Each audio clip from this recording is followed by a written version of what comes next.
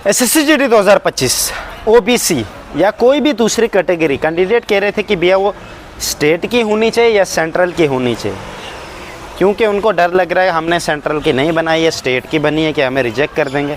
देखो भाई, इसमें मैं पूरा समझाऊंगा। आपके पास OBC, EWS, SC, ST central की होनी चाहिए या स्टेट की होनी चाहिए, तो आपको एक्सेप्ट कर लेंगे या बाहर कर देंगे। देखो मेरी बात, सबसे पहले रिजेक्ट नहीं करेंगे आपको अगर करेंगे भी तो जनरल में शिफ्ट करेंगे। आपको जनरल का कट ऑफ क्लियर करना पड़ेगा। रिजेक्ट कोई नहीं करता कैटेगरी में। दूसरी बात, अगर किसी कैंडिडेट ने अभी ईडब्ल्यूएस के बगैर दूसरी नहीं बनाई है तो भाई बनवा लो, और जो ओल्ड है वो भी साथ में रखो। दोनों में से एक न एक ले जाएंगे, क्योंकि 2024 में ऐसे सब कैंडिडेट थे। मैंने यही उनको कहा था कि ओल्ड वाली भी ले लेना और न्यू वाली भी। वो गए वहाँ पे, आधे सेंटरों में ओल्ड वाली ले ली, आधों में न्यू वाली ले ली, और उनका लास्ट में फाइनल में रिजल्ट भी आ गया और वो भर्ती भी देखने चले गए। ठीक है भाई, मतलब फाइनल सिलेक्शन हो गया, ट्रेनिंग करने चले गए। अब इस बार क्या होगा, बहुत सारे कैंडिडेट कन्फ्यूज़ हैं, है ना भाई। यही होगा भाई, आपके पास ओल्ड भी होनी चाहिए, न्यू भी बनवाओगे, वो भी रख लेना साथ में। दोनों में से एक वो खुद ही ले लेंगे आपसे, बिल्कुल भी फिक्र करने की ज़रूरत नहीं। ठीक है भाई। अच्छा, स्टेट और सेंट्रल का, अच्छा इस बात पे हम टॉपिक करें, स्टेट की चाहिए या सेंट्रल की चाहिए। देखो भाई, आपकी कास्ट जो है, अगर एसटी है, एसटी नेचुरली सेंट्रल में फॉल करती है ना। आपको उसका स्टेट का कोई मतलब है ना सेंट्रल का, चाहे वो स्टेट की हो चाहे सेंट्रल की हो, फ़र्क ही नहीं पड़ता भाई। एसटी है ही सेंट्रल में। सेंट्रल लिस्ट एक होती है जिसमें कास्ट फॉल करती है कि सेंट्रल की पोस्टों के लिए ये वाले कास्टें अप्लाई कर सकती है। अगर आप ST1 हो, ST2 हो, डेफिनेटली वो सेंट्रल में फॉल करती है। तो समझ लो, तुम्हें कोई ज़रूरत नहीं है स्टेट की बनाने की, ना ही सेंट्रल की। ठीक है भाई, ST वालों का हो गया। ठीक है भाई, अब OBC पे बात है। अब OBC वाले कह रहे हैं कि हम सेंट्रल का बनाए स्टेट। देखो भाई, सबसे पहली बात, OBC बहुत टाइप के होते हैं। आपका जो OBC एक सेंट्रल लिस्ट होती है, सेंट्रल कास्ट होती है, उसमें फॉल करनी चाहिए। समझ गए मेरी बात। कुछ OBC मोस्टली करती है, 98% OBC कैंडिडेट सब सेंट्रल में फॉल करते हैं।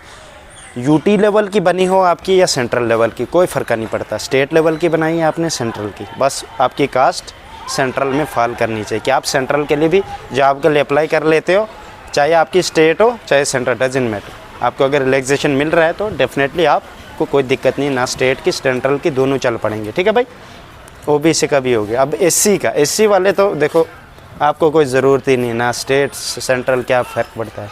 आपको ऑल इंडिया में रिलैक्सेशन मिलता है, आप कहीं भी किसी भी चीज़ के लिए अप्लाई करोगे। ठीक है भाई, आपका डन हो गया।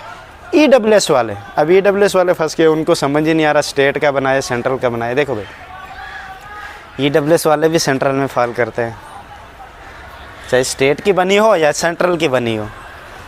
डेफिनेटली आपका कुछ कैंडिडेट होते हैं EWS में फॉल भी करते, पर उनका EWS नहीं बनता, क्योंकि उनकी दूसरी, जैसे मैं RB एरिया में रहता हूँ, मैं EWS में भी आता हूँ, पर मैं EWS नहीं बना सकता, क्योंकि मैं सिर्फ RBA बना सकता हूँ।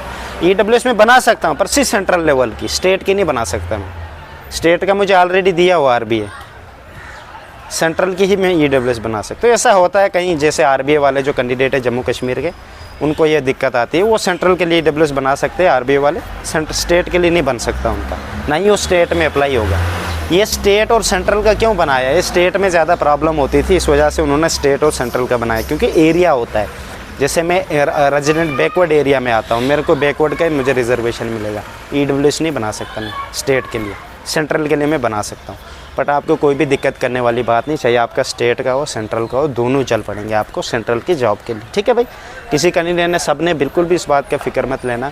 फिर भी कोई आप चाहते हो कि भैया हमें गाइडेंस है, हमें आपके अंदर रनिंग करनी है, आप हमें समझाओ किस तरह रनिंग पास करनी होती है, किस तरह रनिंग करें, किस तरह हमें वेट बैलेंस करना, चेस्ट में पास होना, उधर फिजिकल में क्या क्या होता है, दोपहर को रनिंग होगी तो हमें कैसे पास करनी है, किस तरह ग्रुप में रनिंग करना है, किस तरह बचना है, पॉइंट मिलेगा। तो ये सब चीज़ें आपके लिए मैंने प्राइम ग्रुप रखा हुआ, जिसको आपको 250 रुपये फीस होगा। मुझसे पर्सनल आपको मैं गाइड करता रहूँगा हर रोज़, और पर्सनल बात करते रहेंगे, ताकि आपका कोई भी डाउट क्लियर ना हो, आपको कहीं इधर उधर भटकने या सर्च मारने की ज़रूरत नहीं। यूट्यूब पे भी वीडियोस डालते रहेंगे। ठीक है भाई, बेस्ट ऑफ लक।